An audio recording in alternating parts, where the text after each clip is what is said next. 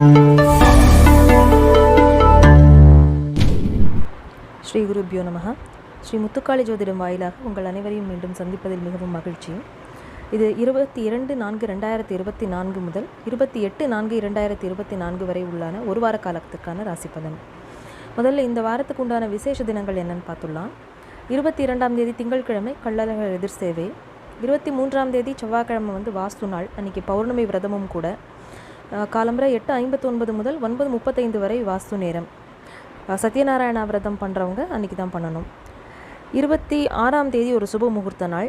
22, 26 2 சுப முகூர்த்த நாட்கள். 27ஆம் தேதி சங்கடகர சதுர்த்தி விரதம் அன்றைக்கி. அப்புறம் இந்த வாரத்தில் என்ன கிரக நகர்வுகள் எப்படி இருக்குது அப்படின்னு பார்த்தா, 23 செவ்வாய்க்கிழமை அன்றைக்கி செவ்வாய் பகவான் மீன ராசிக்கு பயிற்சி ஆகிறார்.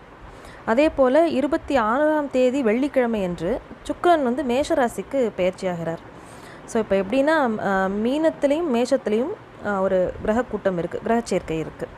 ஸோ இது ஒரு ஒரு மிக்சடான ஒரு பலன்களை தான் நமக்கு ஜாதகப்படி கொடுக்கும். ஸோ இப்போ சொல்லியிருக்கிற பலன்கள் எல்லாமே கோல்சார பலன்கள். ஸோ இது உங்களுடைய ஜாதகத்தில் எப்படி ரிஃப்ளெக்ட் ஆகும் அப்படின்னா, ஜனனகால ஜாதகத்தை எடுத்துட்டு அதில் இந்த கிரகங்களுடைய பிளேஸ்மெண்ட் எப்படி இருக்குதுன்னு பார்த்துட்டு என்ன தசாபுக்தி இருக்கோ அதை பொறுத்து தான் இந்த பலன்கள் எல்லாமே இருக்கும். அந்த பலன்கள் நமக்கு எடுத்து கொடுக்கறது தசாபுக்திகள் தான். அதனால் தனிப்பட்ட ஜாதகத்தில் எப்படி இருக்குதுன்னு பார்க்கணும் அப்படின்னா, கீழ்கண்ட அந்த வாட்ஸ்அப் எண்ணுக்கு காண்டாக்ட் பண்ணி உங்கள் டீட்டெயில்ஸை தெரிஞ்சுக்கோங்க. இது வார ராசி பலன் துலா ராசிக்காரர்களுக்கு. பொதுவாக துலா ராசிக்கு இப்போது ராசிக்கு 12ஆம் இடத்துல இருந்து சந்திரன் இந்த வார இறுதியில் 3ஆம் இடத்துக்கு வரைக்கும் நகர்ந்து வருவார். இப்போ உங்கள் ராசியிலிருந்து 6ஆம் இடத்துல ஒரு கிரகத்தின் 4 கிரகங்களுடைய சேர்க்கையானது இருக்கிறது. அதாவது ராகு, புதன், சுக்கிரன், செவ்வாயும் அங்கே இப்போ நகர்ந்து வருவார் செவ்வாய்க்கிழமை அன்னைக்கு.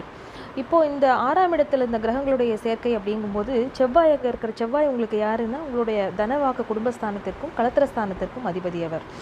அப்போது உங்களுடைய பொதுவாக என்னென்ன விஷயங்களில் கவனமாக இருக்கணும் அப்படின்னு பார்த்தா, இந்த வாரத்தில் நம்ம அடுத்தவங்களுக்கு ஏதாவது ஒரு விஷயத்தை வாக்கு கொடுக்குறோம், ஏதோ ஒரு ப்ராமிஸ் பண்ணுறோம் அப்படின்னா அது நம்மளால் நிறைவேற்ற முடியுமா, அது ஆகக்கூடிய காரியம்தானா அப்படின்னு ஒரு தடவைக்கு பல தடவை யோசிச்சுட்டு பண்ணணும். அதே போல் உங்களுடைய ஏதாவது ஒரு லோன் அப்ளை பண்ணி நான் வெயிட் பண்ணுறேன் அப்படின்னா அதெல்லாம் அப்ரூவ் ஆகி வரும். அது உங்களால் திருப்பி ரீபே பண்ணக்கூடிய லோனாக இருந்தது அப்படின்னா அந்த அமௌண்ட்டை மட்டும் நீங்கள் லோனுக்கு அப்ளை பண்ணுங்கள். உங்களால் என்ன முடியுமோ அதை நீங்கள் உங்களுடைய சக்திக்கு தகுந்த விஷயங்களில் மட்டும் அதுக்கு மட்டும் நீங்கள் செயல்படுத்துறது ரொம்ப நல்லது. ஏன்னா இப்போ இங்கே ராகு புதனுடைய சேர்க்கை இருக்கிறதுனால எல்லாத்தையுமே உங்களை அது பிரம்மாண்டமாக தான் யோசித்து செய்ய வைக்கும். ஆனால் உங்களால் அது முடியுமா அப்படிங்கிறத நீங்கள் யோசிச்சுக்கணும். மற்றபடி வேறு உங்களுடைய ஏதாவது கடன், நோய், வழக்கு இதெல்லாம் ஏதாவது இருந்ததுன்னா அதில் இருக்கக்கூடிய சிக்கல்களும் தீரக்கூடிய காலகட்டம் தான் இது. 11ஆம் இடத்திற்கு குருவுடைய பார்வை இருக்குது. அதே போல் உங்களோட ராசிநாதன் 6ஆம் இடத்துல போய் உச்சமாய் தான் உட்கார்ந்துருக்கார். அவர் அங்கேருந்து அவருடைய பார்வைப்படுறது உங்களுடைய 12ஆம் இடம் அயன சயன போகஸ்தானத்தை அவர் பார்க்குறார். ஸோ உங்களுக்கு பொதுவாக சுக்கிரனுடைய பொசிஷனால் உங்களுக்கு என்ன அப்படின்னா, நல்ல தன லாபம் உண்டு, வஸ்திர லாபம் உண்டு, பெண்களாலும் நன்மைகள் நடக்கும். ஆனால் அதே சமயத்தில் நீங்கள் கவனமாகவும் இருக்கணும். என்ன ஒரு வார்த்தை பிரயோகம் என்ன நீங்கள் பண்ணாலுமே உங்களுடைய வார்த்தைகளில் ரொம்ப ரொம்ப கவனமாக இருக்கணும். இல்லாட்டி அது கொண்டு வீட்டிலையும் கணவன் மனைவி உறவில் விரிசல்கள் வர்றதுக்கு வாய்ப்பு இருக்குது உங்களுடைய வார்த்தைகள்னாலே. அதனால் கொஞ்சம் எச்சரிக்கையாக இருக்கணும். அதே போல் உங்களுடைய ஆரோக்கியத்தில் ரொம்ப ரொம்ப கவனமாக இருக்கணும்.